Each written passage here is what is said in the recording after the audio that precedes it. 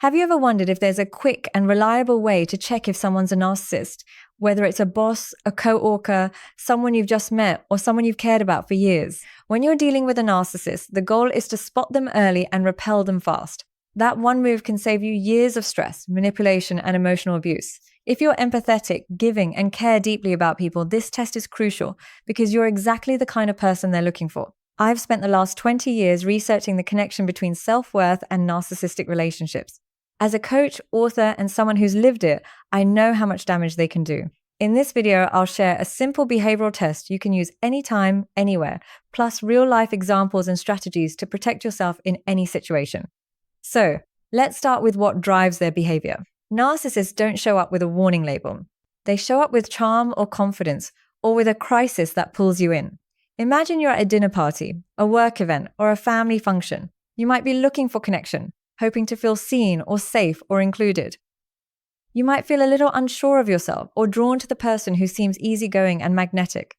Now flip the lens. The narcissist isn't looking for any of that. They're on the hunt. They walk into that same room, scanning the crowd with one thing on their mind: who will give me what I want, and how quickly can I get it? What they want is narcissistic supply. Your time, your attention, your energy. That supply props up their ego and feeds the fantasy of who they believe they are. It can come as praise, pity, emotional reactions, or power over someone else, and they can't survive without it. Narcissists are like sharks. They have to keep moving, keep scanning, keep fishing. If they stop, if they don't find a target, they start to collapse from the inside out.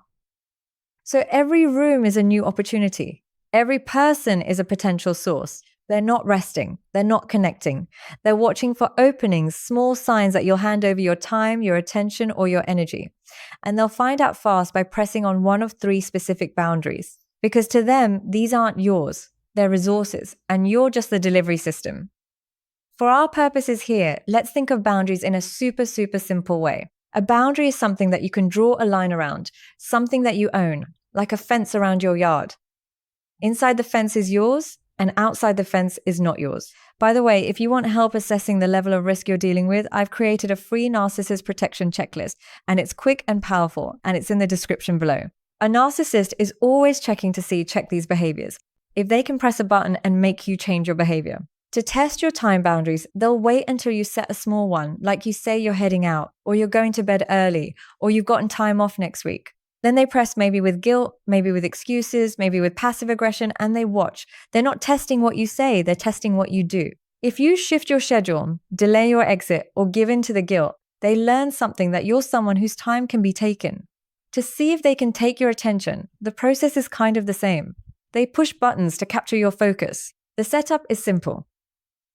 You're already focused on something else, like you're in a conversation or a meeting, watching something, reading, thinking, and that's when they strike. They might try to text you while you're busy or follow up again if you don't answer fast enough. They might pop over unannounced and expect you to stop what you're doing. They might just cut in on a conversation, stand in your line of sight, or talk over what you're watching. And then they watch to see if you're going to drop what you're doing, to see if you're easy to pull towards them. If they can break your focus once, they're going to do it again, and it will escalate. To see if they can feed on your energy, they set up a trap and then watch what you do. The setup is subtle but deliberate. They forget something important, or they act helpless, or they bait you in with drama. They stir up guilt, conflict, or pity, just to see how fast you step in. And then they watch to see if you're going to protect your energy or if you're going to hand it to them. If you take responsibility for their mess, if you jump in to calm them down, if you explain or soothe or carry what isn't yours, they know you're now a source. When you don't want someone crossing a line around your time, attention, or energy, the key is to say no with behavior. What does that mean? It means your actions must match your words. You hold your position and then you wait. It's not the boundary violation that tells you who people are. People with trauma, neurodivergence, or people-pleasing habits might cross a line too, but they're usually trying to connect even if it's clumsy. Others might just feel disappointed or surprised, but they recalibrate and move on. A narcissist, though, you're going to see it. You're going to see a flash of irritation, a smirk that immediately drops, a sudden edge in their tone, sarcasm, guilt, or silence. They shift tactics. That's your cue. They weren't making a request. They were checking for power. A narcissist crosses the line to dominate, to win. And when they don't get what they want, they escalate. Because it was never about the boundary. It was about seeing if they could bend your behavior. And if they succeed even once, they're going to be back. Let me give boundary test you an example. Let's say it's your time and you've made it clear that you're done for the day. And you're dealing with this person that you're trying to check if they're a narcissist or not. You're packing up. You're heading out and that person stops you saying, wait, before you go, can you help me with one quick thing? Caveat to this, not everybody that needs to interrupt you is going to be a narcissist. I'm imagining that you guys are in this situation and you understand the difference between a person who does this all the time, you feel manipulated, so you're checking this, and a person who's just accidentally bumbling along to ask for help. Because the point isn't to always say no, it's to say no selectively. And then watch what happens when you do it. You tell them, I've got to run. Or like I said, I have to leave. Or like I said, I have an appointment or whatever it is. And then the boundary isn't what you said, it's what you do at that point. You leave, you don't explain, you don't stall, you just keep going. That's your no, not the words. And then you need to watch. If they accept it and move on, great.